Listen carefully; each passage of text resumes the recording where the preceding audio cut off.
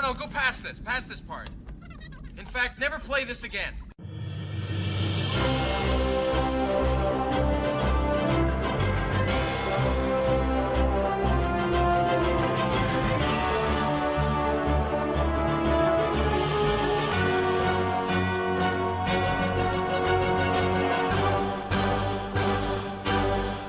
Hello and welcome to episode 2 of Beyond the Box Office. My name is Bam Sam. I'm your host. With me today again is Steve. Say hello, Steve.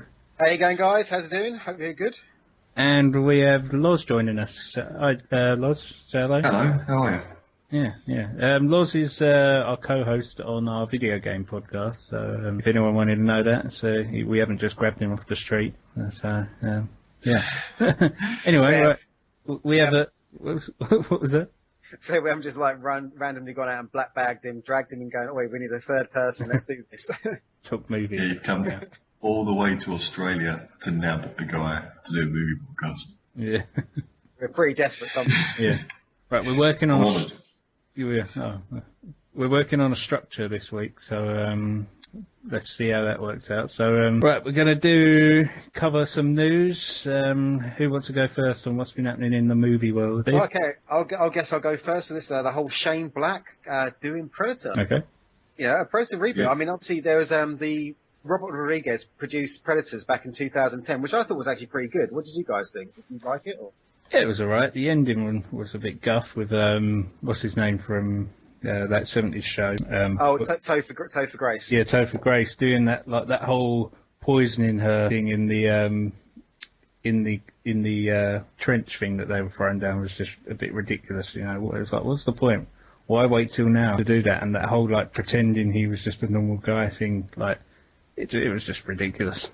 Well, yeah, it was ridiculous, I think, because it was Topher Grace. But had it been a better actor, you got to admit, like every other kind of character, they're all predators themselves, aren't they? They're killers. So with Topher Grace, he's that silent serial killer, which exists in the real world. So it was a nice little juxtaposition there. Yeah, but that storyline would have worked in, say, like an I Know What You Did Last Summer movie, but not in a Predator movie. Anyway, this is news, so... Okay, yes. So, basically, the obviously 1987 original is one of my favourite movies of all time, one of the best Schwarzenegger movies, got some of the best Schwarzenegger one-liners ever. So, Shane Black, who was actually in the original film, and who did Iron Man 3 last year, is coming on board to write and direct. Now, the thing with Iron Man 3 is I've always thought it should actually have a poster a bit like, remember First Blood? And then First Blood 2 was First Blood, and it was Rambo, First Blood 2, whereas Iron Man should have been Tony Stark, Iron Man 3, underneath. So, since he's attached to the original, I think it's definitely the best guy to take this forward, without a doubt. Yeah. I mean, as long as it's nothing like the AVP movies, then I'm open for it, and he doesn't have a dopey Topher Grace style story in it, then I'm all for it. What did you see it? Yeah, I did. It had Lawrence Fishburne in it, didn't it? Yeah. I didn't. I love Predator movies. Don't get me wrong. I love the first one, and I do like the second one. The Alien vs Predator movies for me were just shit. Yeah. It was just the worst thing that could have ever happened to Alien vs Predator, because I used to read the comics. And I think that the Predator movie, or the Predators movie, I just didn't think it really hit the mark for me, because Predators, the whole point is that they go around the galaxies just killing. They just hunt. That's their whole thing. And the whole idea of them putting them into like an arena planet thing, it didn't really work for me. I mean, but you can see the logic from the studio's point of view. First time the Predator comes to us, this time the Predator brings us to them, they're collecting them. I mean, yeah, it wasn't perfect, but it was a lot better than what had come between, sort of like Predator and, AVP and all that kind of stuff, Yeah, definitely. I mean, I was a big fan of the games for Alien vs Predator, so I had quite high expectations getting into it, and then to see the guff that they created was just shocking. It was absolutely appalling, without a doubt. I mean, the first Alien vs Predator it's just a kids version. It was like a Saturday morning cartoon version of Alien and Predator universe. Yeah, because they've got so much to go for, like the Predators creating the aliens to go around the world and hunt. That's sort of the reason why they were there, and it sort of just missed the mark, really. Yeah.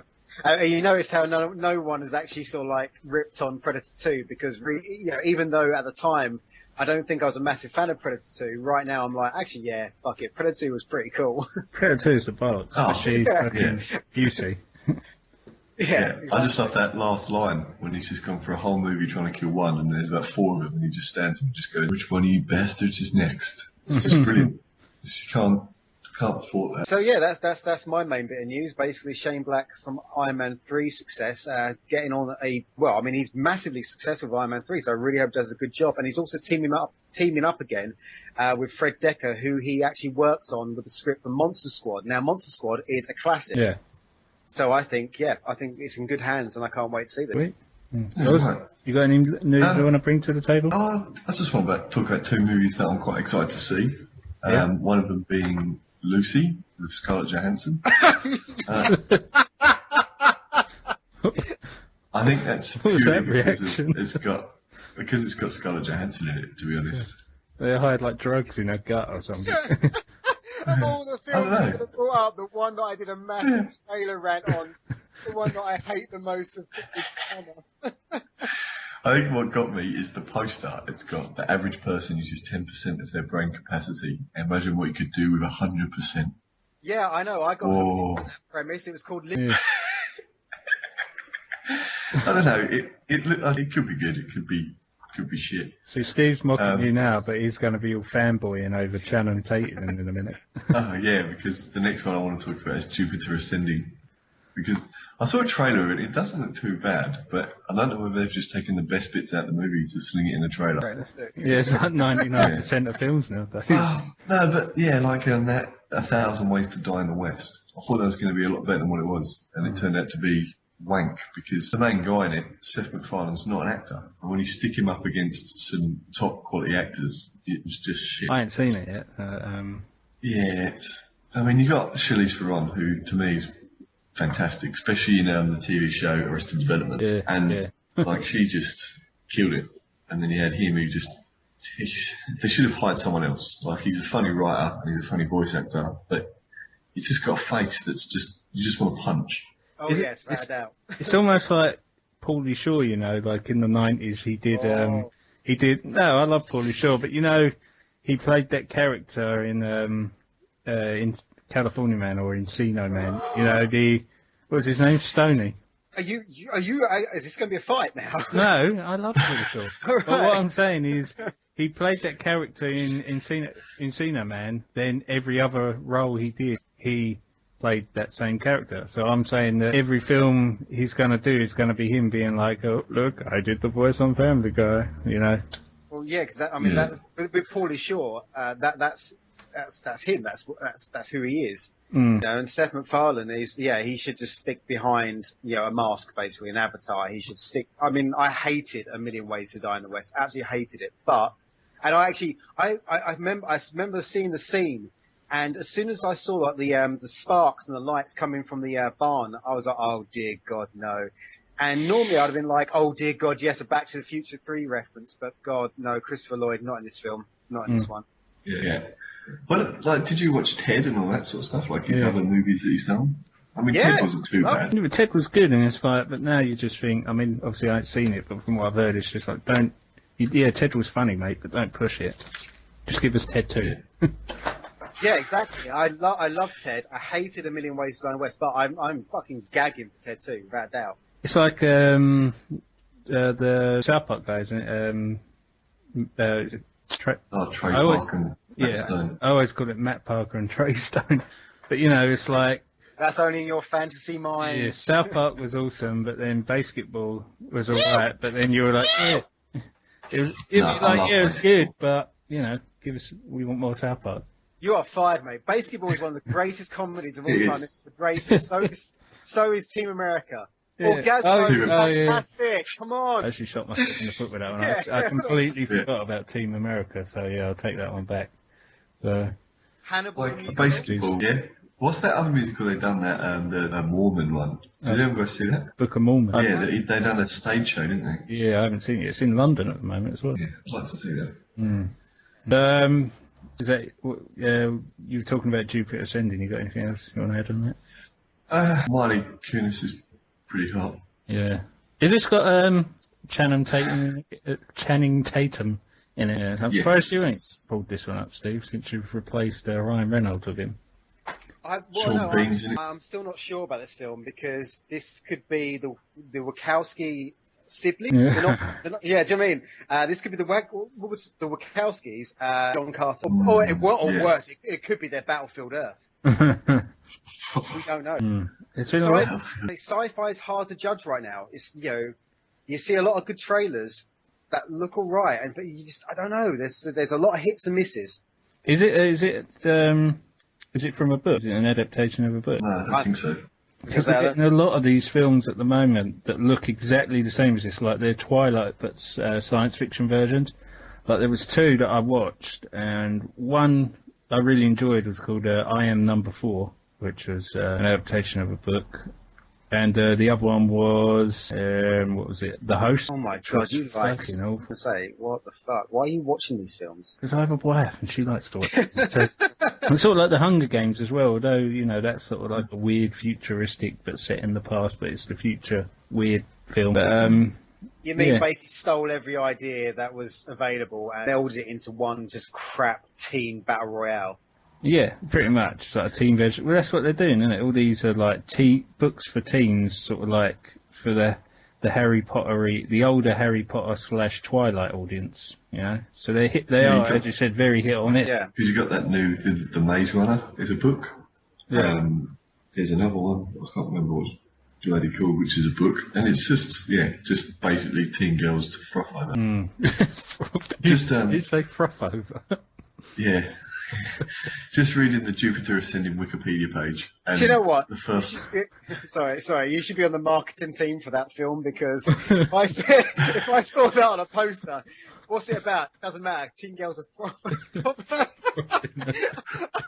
front row first day, damn 3D ticket. Take your wellies because there's going to be... It's going to get wet. It's going to be like a foam party from the 80s, from the 90s. The Jupiter Ascending, the open line on the Wikipedia page is Jupiter Ascending is an upcoming epic space opera film. So already alarm bells are ringing. Yeah. The Fifth Element almost a space opera with all that fucking singing. Yeah, that's only because it's got an opera scene in it, really, isn't it? Yeah. But Fifth Element was brilliant. You don't have to have singing to be a space opera. The other thing that gets me is in this, it says the universe is a cross between the Matrix and Star Wars. Oh, fuck it. Bullshit. Oh, really? We're going to put this to the test. When's it come out? Obviously, you've got different release dates down under, but it's got to come out soon. Yeah, we've got another 15 years before it comes out. It comes out on VHS in 15 years. Coming soon on VHS for Blockbuster. Iron Man 5. Yeah. February 6th, 2015. Is that UK? It just says release dates, February 6th, 2015. Oh yeah, United Kingdom, United States and Australia. When's a pound left? It doesn't say. That's almost like 9 months, or 8-9 months, isn't it? And they've been showing trailers for a film like that way too early. Well, They've really... Sorry, go on. So I was going to say, are they showing the trailers too early, or have they bulked at going, oh shitting hell, look at what's in competition, and then done the RoboCop, moved the release date to a safer spot where there's less competition because they realise it's going to be shit. Maybe. Sorry, it says here Sean Bean as Stinger, a Han Solo type character. Is this the Wikipedia page? Yeah, and then it says Stinger is spliced with B DNA, which gives him some of their characteristics. What I part don't of really Han remember Solo? Han Chewie. He stumped first. Yeah, but when did Han Solo actually... Oh, Han Solo from the original screenplay, I guess, when he dies at the end. Because Sean Bean ain't making it to the end of this film. I think he's a bad guy anyway. I'm fucked up. So, when people piss about Wikipedia pages, that's obviously what's happening. 175 million budget. Yeah. You fuck off. That's such an aggressive fuck off. Fuck off. No, seriously, fuck. It's $175 million budget. Yeah.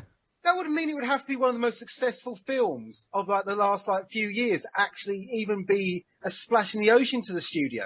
What fucking dumbass studio is actually fucking I commissioned? think that's more than Jurassic World's got. Fucking. That's probably why they're pegging it so early. Because they're like, someone fucked up. Someone says a Star Wars, soon, because someone went into the office to pitch it, and they said Star Wars, like they were going to sell it on like a Star Wars type film, and they were like, yep, 175 million, because they thought they were pitching the new Star Wars to them. Do you reckon they were sitting there in the Fucked up. board, and in the background, all the posters, he's got like the Matrix and Star Wars, and he just sits there and goes, and just looks around the room, Star Wars, Matrix, yeah. And Sean Bean is a Han Solo. We're going to cross him with a bee, and there's a bee stuck in the window. Yeah. Yeah, you get three throws of your darts, bang whatever they land on, and that's how you do it. Yeah. We are love fortune. Apparently, Channing Tatum is half albino with wolf and human DNA. Fucking hell, they should have just got that fucking wanker from Twilight. Star Wars has got Taylor a 200 million budget, but I assume one fucking J.J. Abrams and Harrison Ford at least to pocket in big bucks. Yeah. Yeah, and they've got a franchise to fall back on, whereas this doesn't. Exactly. Someone's going to get fired over this. Oh, the Avengers, 220 million for the Avengers. Now, come on, that's Joss worth it Whedon, because... you've got Robert Downey. All the main cast have at least got to be pocketing about 10 to 20 each in that as well. And it had a flipping, like, you know, it had Thor, Iron Man, like, well, not the Incredible Hulk so much, but Captain America, it had, like, you know, sort of motion picture trailers leading, like, for, like, what was it, about 6 odd years or something, leading up to the film. Oh, fucking move on, let's move on. Well, I'm just trying to look fucking Elysium, right? Because I was going to bring District 9 up as an example of why you don't need... I mean, Elysium only cost 115 million. And that... Yeah, like Matt Damon, you know, Jodie Foster, that's a couple of big paychecks there. So, fucking hell. Well, I want to keep an eye on this Jupiter Ascending film, and then when it fucking flops in whenever it comes out, we can be like, yep, you know, we told you so. Actually, I mean, I don't want to bore people listening to me search on Wikipedia, but I'm going to just search I am number 4, yeah? Sorry, I just looked at John Carter's budget. What? $250 million. More than the Avengers. Right, these type of films, so like that one made that, yeah. I am number 4, only made 149 million worldwide, but it only cost $50 million. So this is the type of, you know, money these films are making. What's the other one I mentioned? I'm number 4's a book, isn't it? Yeah, but it was a good film. Yeah, it tripled its budget at the box office, and they shelved the sequel. But it was quite a good film. The thing is, the budget's going to be scaled down because it's set on Earth. They are Jupiter Ascending. They are creating the host made 63 million at the box office, and it had a budget of 40 million. Another one, what was that other one? In Time. That was kind of, it weren't a book or anything, but that was 100. That made 173 million at the box office. Yeah, these films. And not make these films that they're aimed at, the people... I'm fucking getting so wound up about it. I'm stumbling my words. These films are making shocking money for the audience they're aimed at.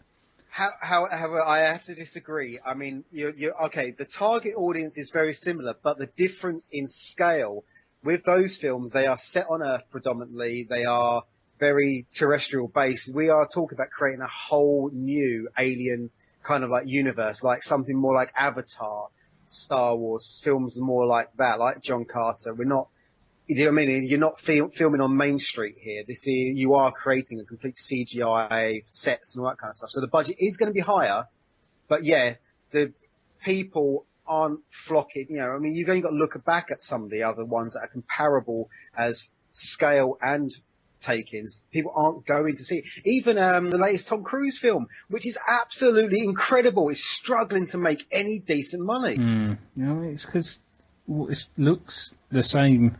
Well, not looks the same, but I think he did Oblivion as well, sort of like a futuristic world that's, you know, it looks like it's almost a prequel to Oblivion, you know, where the world's wiped out. I can agree with that, yeah.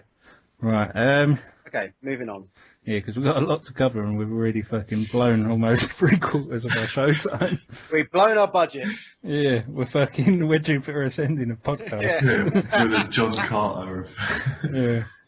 Right. Well, what do we have next? What we've watched this week. So let's bust through this in a few minutes each. Who wants to go first? Yeah.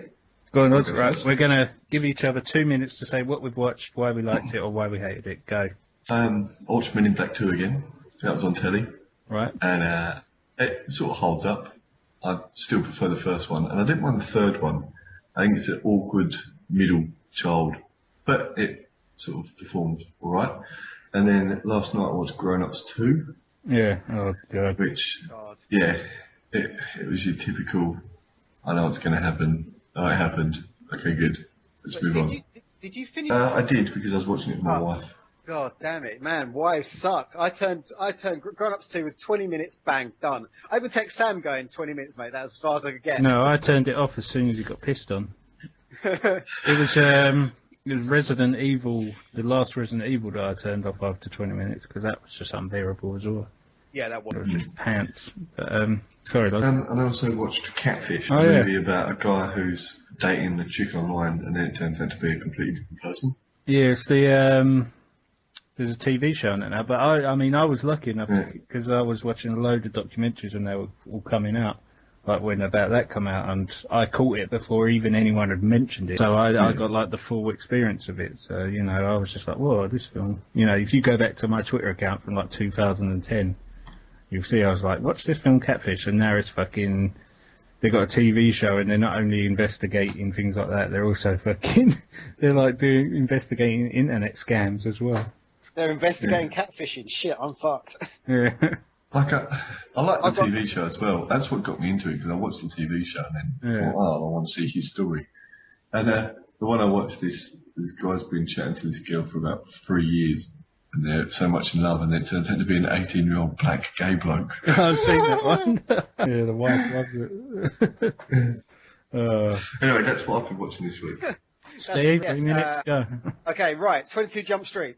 Yep. Fantastic. Let's go. Right, 22 Jump Street. Channing Tatum. Absolutely, fuck off. Absolutely loved it. Fantastic. Channing Tatum is actually seriously cool now. It's acceptable to like him. He's cool. He's brilliant. Okay, so the first one opened to 36 million. This one's opened to 57 million from the goodwill generated from the first film. And my God, it is absolutely fantastic. I can't even stress, because when I first heard the announcement that they're going to do a 21 Jump Street remake, I was like, really? 21 Jump Street? And I thought, oh, well, it's only Jump Street. I mean, it's not exactly a massive show, to me anyway. I mean, I know it's got some loyal fans out there, so don't, kill me for it. But it came in like a slurry of films like Starsky and Hutch and Dukes of Hazzard, which were just, they weren't serious TV shows, or they weren't comedies either. They just seemed like Hollywood just making them. So I was a little bit, with Jump Street. But then, man, I saw the first film and I was just like blown away. This was just hands down, straight away, bang. That's just in my top comedy pile. Absolutely loved it. And where 21 Jump Street ran with its whole, the dialogue, this is a rehashed sort of like idea, this is like, nothing original, and played it up for laughs massively. 22 Jump Street goes that step further by basically taking everything you see in a sequel, like sequelitis, and taking the piss out of it. There's a scene that I love. One of my favourite scenes is basically Ice Cube turns around and goes, he's doing a whole thing that's basically ripping on sequels that only use budget as, oh, this is why you should see our sequel because we've got a bigger budget. He turns around and says, yeah, we've got bigger office or whatever. And it's like, I've got $800 shoes on and no one can fucking see them. It's just like, it was fantastic. I can't recommend seeing it enough. The chemistry is effortless. The end fight sequence is something that I just haven't seen before, really, in the fact that two main characters go off and have two completely separate encounters, both so perfect for their character, and hilarious at the same time. It takes the piss out of all the action cliches while also delivering some seriously good action itself. Loads of Michael Bay-isms to our spot. Yeah, I give it, well, to be honest, I might have accidentally rated it as my highest film of the year because I enjoyed it that much above the Lego Movie, but I am going to go back and check that and see if it might go lower because I even put it above X-Men Days of Future Past. Yeah. Yeah, I did enjoy the first one. I haven't seen number 2 yet. Yeah. I like the cameo of Johnny Depp. Yeah, at the end. Yeah, there's no cameos this time, but like from the original cast. But there's obviously they even comment on, like, how in sequels you get the returning characters that you're like, why the fuck are those guys returning? They do it in this film. There's one scene where they do it so well that at the end of the film, you'll sit there and think to yourself, oh my God, that was actually even funnier and more clever than you thought at the time. I'll probably watch the first one before I see the two. Like, I'll watch it again, should I say. It must be annoying to watch the movie with so many tissues to wipe your drooling lip after seeing Channing Tatum all day. Fuck off! Yeah. Anything? Is that, No, you done? it's just like, you say that. It's just with a film like, because Channing Tatum was this basically, he was just this boring guy in all these chick flicks and that. And then he took a step up. Little pun. Took a step up badly to G.I. Joe, which was just a naff film. So no one comes out of that film with any kind of like merit at all. Apart from The Rock. Well, The Rock didn't go. I'm talking about G.I. Joe 1. I mean, All right. G.I. Joe Retaliation, they tried to get The Rock and Bruce Willis to give their bullshit franchise some kind of gravitas. They couldn't do it. So with Channing Tatum, Willis is on his way down anyway, isn't he? He's just lost the plot. Oh. He's going into that fucking Nicolas Cage shitty action movie phase. Whoa. He got kicked off of Expendables 3 for being a douchebag. And, maybe he's at the top of the slippery slope. He's not quite at the bottom. yeah, but it's on his way there. If you go on Netflix and search Bruce Willis, you see the amount of films in the last 3 or 4 years that he's done that you're like, what the fuck is that? Yeah, but if you go on fucking IMDb, whatever, and you type in Bruce Willis and look at the amount of films he did after Die Hard, before Die Hard 3, look at the shite he done between those years. Like Hudson Hawk. Hudson Hawk. He did a softcore porno for fuck's sake. Anyway, yes. So Channing Tatum has stepped up, in my opinion. He's gone from being this douchebag that's into these chick flicks to being actually a cool dude. He's funny. So I'm sorry, but I tip my hat to Zac Efron, how he stepped up from being this High School Musical wanker to being in 17 again, which I loved as well. Yeah. Have you seen Magic Mike? I mean, I shouldn't say have you seen it. You probably got fucking posters up on the wall right now. I have not seen Magic Mike. I saw me and the wife watched it, but I actually fell asleep. And but I must have got about half hour, 45 minutes. It ain't too bad. It's not like, oh, this is good. It's just that's like sort of like the stripping is like the back plot of it. Yeah, it's like the opposite of Showgirls, I guess. Yeah.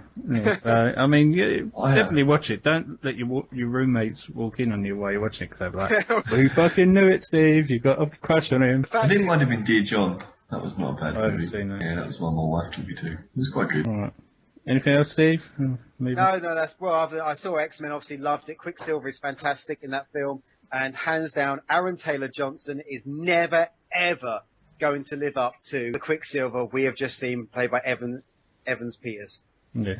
I mean, what I've watched, I watched Lego and X-Men Days of Future Past as well, but I think we should save that for next episode. Have you seen it yet, Loz? Any of them? Yeah, I saw it. I thought it was brilliant. What about Lego? Yeah, I saw Lego as well. Alright, well, we'll save them for next episode, because unfortunately you bought Jupiter Ascending to this, so we got tied up on that for 15 minutes. But yeah, we'll save them. But I did watch Pompeii last night. Oh dear God, tell me please. Well, yeah, how's that? I mean, do you know what it's about? Yeah. The volcano erupting. Yeah, Pompeii. no, the film. What Titanic is about. Yeah, no, I mean, just right, because I spent all fucking day explaining to people what the film's about. That's why. No, but right, it's pretty much like what's it called?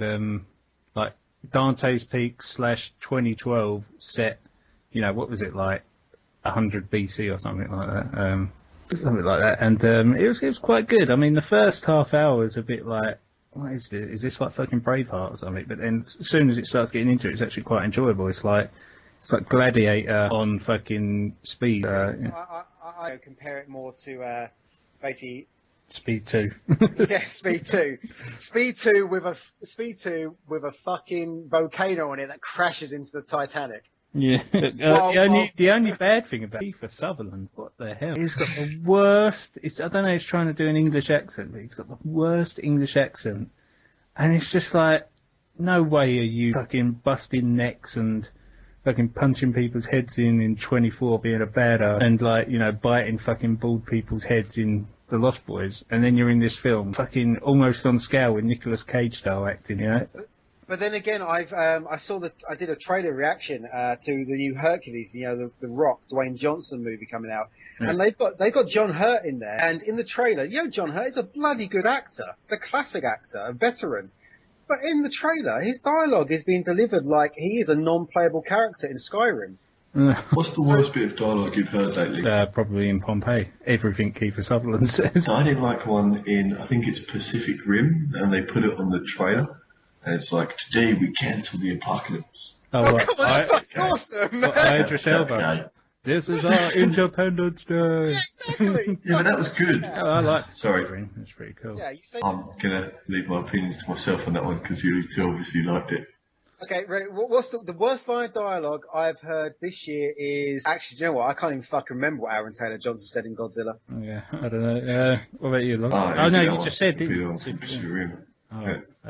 Right, well, that's what we've been watching this week. Right.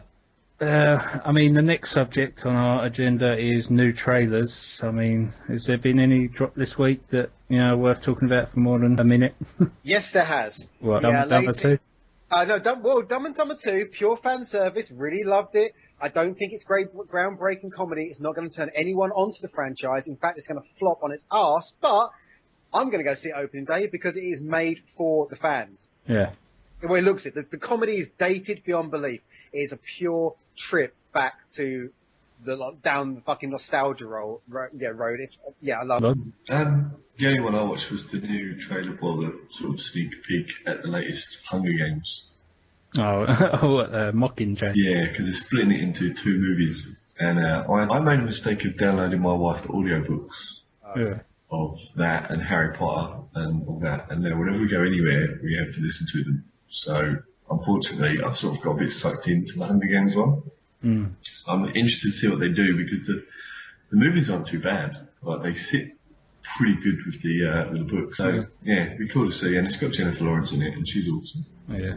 Have you seen American Hustle yet? Yes, I did, actually. I did quite like that movie. Yeah, she was quite good in that. So. I thought I really liked American Hustle. I just thought there was I reckon it could have needed a little bit of a rewrite just to make it a little bit more. No, not twisty and turny. I don't know. The payoff wasn't as satisfying as I had hoped from the drama in it. Do you know what I mean? The film was better than the actual payoff. Mm. Yeah, you sort of think it's going to have a big twist in it, like an Ocean's 11 sort of thing to it, but it doesn't really hit the mark, does it? No. Still a good film though. Yeah. Yeah, it was still good. Mm. The one that I watched, I thought was pretty cool. I might even, go and watch it as soon as it comes out. Is Dawn of the Planet of the Apes. Yeah, I'm gonna go see that. Yeah, it looks pimping. Looks the fucking nuts. Gary Oldman looks fucking brilliant. It's a great fucking social satire. I fucking love the look. Gary Oldman sort of typecast now in them fucking roles, isn't he? Yeah, damn straight. Still can't beat old, what's his name from Lost in Space? Oh, fucking Dr. Snow, shut up. He was best in Fifth Element. Yeah. He's good in everything he does, pretty much. Oh, yeah. Good actor. Even fucking his cameo in Friends was brilliant, where he was playing the fucking drunk-ass bloke on the film set with Joey. Ah, yeah. Yeah. And the army. Yeah. Yeah, no, that was brilliant. Right. I mean, I saw the new, the latest, like I think it's like labeled trailer number 3 or extended trailer for the new Teenage Mutant Ninja Turtles film. And, it reveals that, who we thought was going to be the Shredder. Yeah. Isn't the Shredder. And it's like, why are you revealing that to us now? I mean, literally on IMDb, it's, Fitchner or whatever his name is. How do you pronounce it? Fitchner? Oh, what, William Fincher? Yeah. Mahone from Prison Break. Yeah. He's not the Shredder.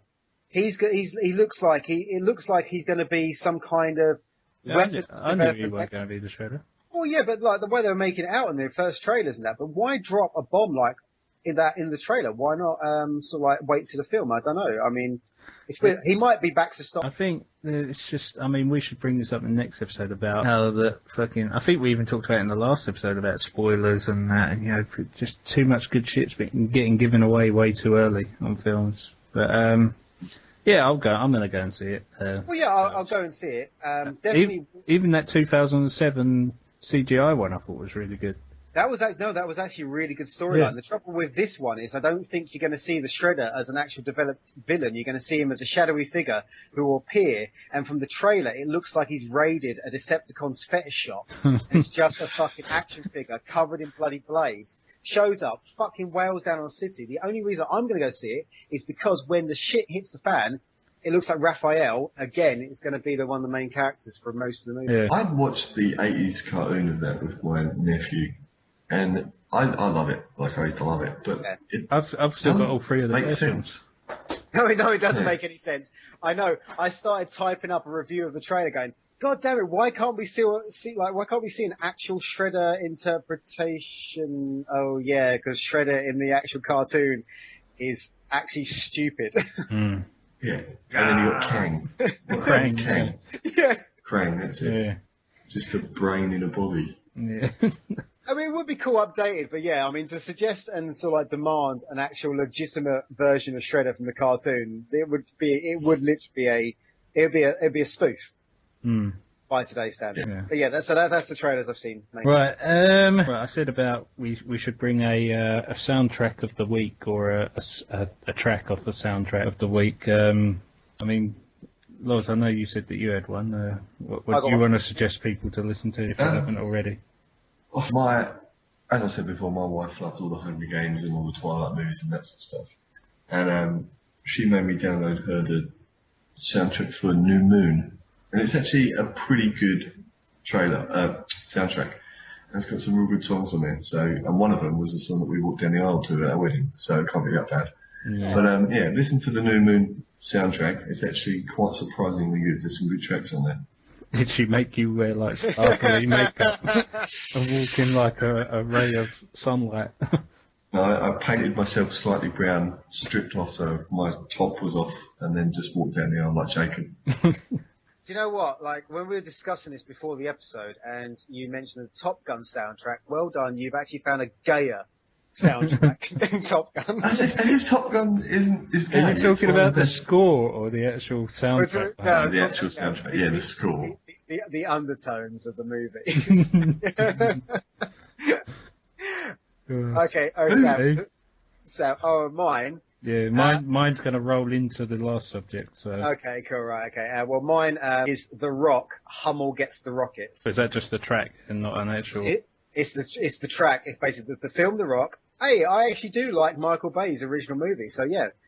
Yeah, The Rock is one of my favourite films of all time. It's one of the greatest soundtracks and musical scores of all time. Hans Zimmer worked on it. And yeah, Hummel Gets the Rockets. Listen to it. Yeah. I mean, I got the train to work today, so I ended up listening to two soundtracks. One of them was the Con Air soundtrack, which is pretty sweet. Was Nick Glennie on that one? I've got it in front of me now. I can't tell you who the name is, but I'm going to have to open it up. Music from the original motion picture, composed and performed by Mark Mancina and Trevor Rabin. Okay. Oh, yeah, Trevor Rabin, yeah. I've seen him a few things. Yeah, but the one that I did want to bring up, which is actually for...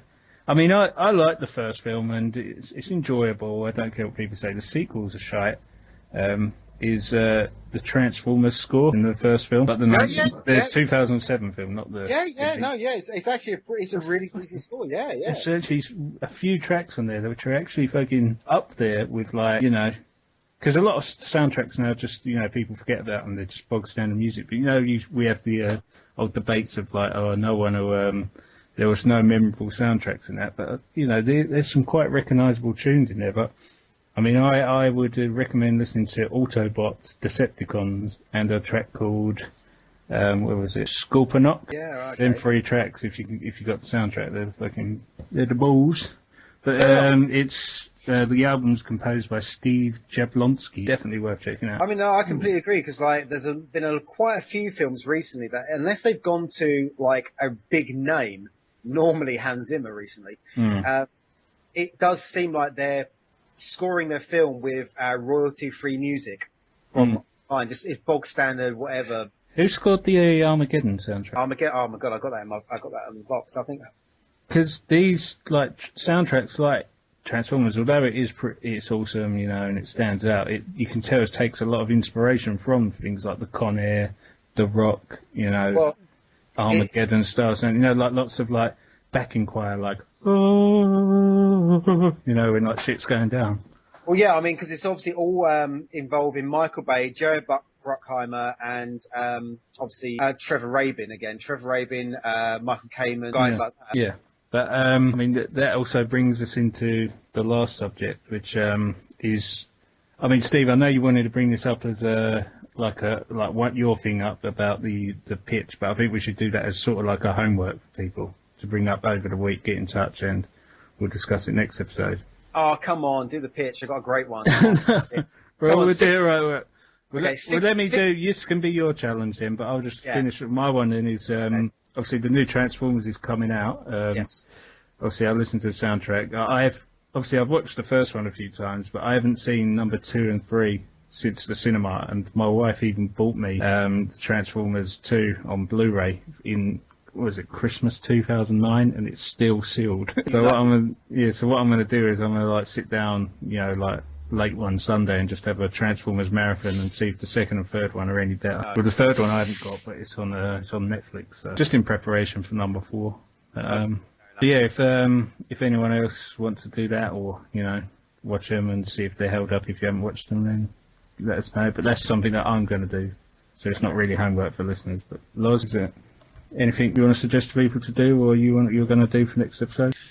I want to watch Lord of the Rings. What, the original? No, any of them. I've never seen them. What? I haven't seen the first 3 since I see them in the cinema. What? I didn't really. I liked them, but there's nothing. I can't bring myself to sit and watch them again. And it's been what, 12 years, 13 years since the first one? And I've not seen any of the Hobbits. So Yeah, what got me is one of you're my looking at the Channing Tatum poster again. one of my mates really liked it and was talking it up, and I don't know why, but I was having an argument with him for something. I went, no, the Lord of the Rings is shit, and then without even seeing them, just to be a dick purely. And I've never really got around to watching them, and every time I tell people, they just go, "You're an idiot." So I really think I should actually pull finger and at least watch one of them. I'll let you know my review on Lord of the Rings next pod. If you're going to do that, don't watch the theatrical releases. Watch the extended editions. You've just added 4 hours on. Yeah, I know. But you'll enjoy it a lot more. Yeah. Right, we'll see. Okay. Steve, right, you want to do your... Because this can be homework for listeners to send their ideas in, so go on, go ahead. Let's do the pitch. Okay, basically 60 seconds each to finish the show. At home, anyone listening, tweet us, message us, and basically pick a winner of this week's best movie ideas. Okay, so we've each got between basically up to a maximum of 60 seconds to sell each other an idea, and you are the producers. So go, right, bam, Sam, movie idea, 60 seconds. Try and sell the audience on your idea. Is it just got to be a fresh, completely new idea? No, just whatever. You can pop up pirate the fucking the movie, whatever. Don't just go. Just right, I've got this idea. Pop up pirate the movie. So, it's not really original, but you know, let's say something fucking happens. You know, like an electrical storm, and I don't want to go there. Scrap that. No. There's Michael Bay's next hit. Yeah, I want to do like a big fucking, it'd be a big like Godzilla Transformers city destroying budget movie, but it's all the fucking 1950s B movie characters, you know, like the Swamp Thing and that. I thought you were going to say a giant Transformer butchery car. Budgie smugglers come and take a city. Is this yours? Alright, let me just look around the room and see what I can You should have given us a bit more homework, time to... I got it. Alright. Learn So what I want, Not your last what I reckon is a new age version of Roald Dahl's book, George's Marvellous Medicine. But instead of making medicine for his nan, he makes drugs. It's like a Breaking Bad sort of thing. He makes like coke and crack and ice and sells them to kids, and they all have these weird effects where they turn into like mutants. Can we get Johnny Depp and Tim Burton? And we'll have to have his wife in it as well, bloody what's her face. Okay, He was right, in that's all it. of their movies. Yeah, no green light. Helena Bonham Carter or whatever. Yeah, after Bonham Carter. Yeah, and he makes all these potions, and people turn into weird freaks and start attacking, and then he has to go and hunt them down and kill them. I like it. Yeah, Do right. do you out there like it? Okay, I'm such a cunt because I actually did homework for this and actually wrote. Okay, right, the pitch. It's a 60 horror. Channing Tatum strips off and waits into his room. No, wait, no. Me, Jennifer. Like a girly fanfic. Candles, bottle of wine, And some lotion. chocolate spread. It's a late 90s inspired horror starring Hayden Christensen. Right, it starts out. The chocolate runs through his abs. His abs down to his pubic region. Steve licks up through his gripping body. Is it Hayden Christian? Is it episode 2? It must be if it's a fucking horror. No, it starts out in a small German town where two American students are on holiday to build their portfolios for their final year's photography assignment. They hear of a local legend about a travelling scientist who came to the town in 1920 and took a young girl's photo, and the girl disappeared shortly after. Yet the photo is still displayed in memory of the girl in the town hall. So they go to check out the photo, and then the creepy janitor spins the yarn of how the photo appears empty at night from the corner of your eye. So they decide to steal the photo, take it back to college to study it and exhibit as part of their, their graded, exhibition. Do they get phone calls going 7 days? No, and it ends up that when, on a drunken night, Hayden Christensen's girlfriend takes Is it set in the late 90s or is it made in the late 90s? Takes a selfie with it, and then she vanishes. Now, once they start looking for her and they can't find her, they realise that the girl in the picture has changed and the girlfriend's now in the picture. And we don't call it the selfie, it's called the soul. Does Marty do you go back to 1997 and change the history and then it's like you start fading in the picture? Oh, come on, it's take a selfie and you switch places with the soul that's trapped in the in the photo. Selfie. It would have been quite good, but the name just got it cancelled. I feel like that was just a teeny bit unfair, that competition. I think that maybe you sat down and wrote it and went, no, that'd be good. And then I was just looking around and saw Menace on my bookshelf. I started off with basically, who can I take the piss out of? So I was like, right, this is a horror starring Hayden Christensen. I was like, he's pretty wooden, he's pretty still. Like a painting. Yeah, and then I was like, actually, you photograph. And I was like, actually, no, hang on. And then went from there and developed it further. I've got the sequel. It's in a remote log cabin. Two lovers are on holiday. One played by you, the other played by Channing Tatum. And they keep taking selfies and uploading them to their Instagram. And they live happily ever after. Yeah, it's called Caddyshack 3. Right, anything else? Fucking what you say? I'm not fucking cunts. Anyway. Anything else, anyone? Yeah, no, just vote for what one you think's best and we'll log up the score and see who wins. Yeah, so vote at, what's the email address? Box Office Beyond, at Box Office Beyond. No spaces or underscores. Twitter at Box Office. Right. So, right, so thanks for listening to episode 2. I thought it was quite funny. So yeah, next episode, if you want to watch the Transformers over again and you want to hear what I think, probably not, but also Loz is going to be watching the original Lord of the Rings films and Steve's going to come up with more pants film storylines. Yes, and I'll be back to get the piss taken out of myself again. Yeah. Even though I'm the only one who did my fucking homework. Well, you're the only one who told you about the homework. So. That's not you the fucking you point. told me earlier when I was in work. I've come straight home and now we're recording this. I came straight home and I came up with a fucking... that's a box office smash horror idea. That is going to go fucking straight downland. Yeah. I was in bed and I woke up to a heap of messages and I just went, I'll read it later. Yeah. That was my homework. Right. So then again, at least with a horror starring Hayden Christensen, it's the only DVD you can buy in Poundland while being served by Hayden Christensen. Yeah. All right, we'll wrap it up there. At Box Office Beyond, my Twitter's at BamSam_MD. At Lawrence Head 1. Steve, you haven't got one? No, mine's at Box Office Beyond. I'm on that all the time. You can check out my actual other stuff away from this abuse, where I abuse myself, on rewindthatcast.blogspot.com. Okay. Cheers for listening, guys.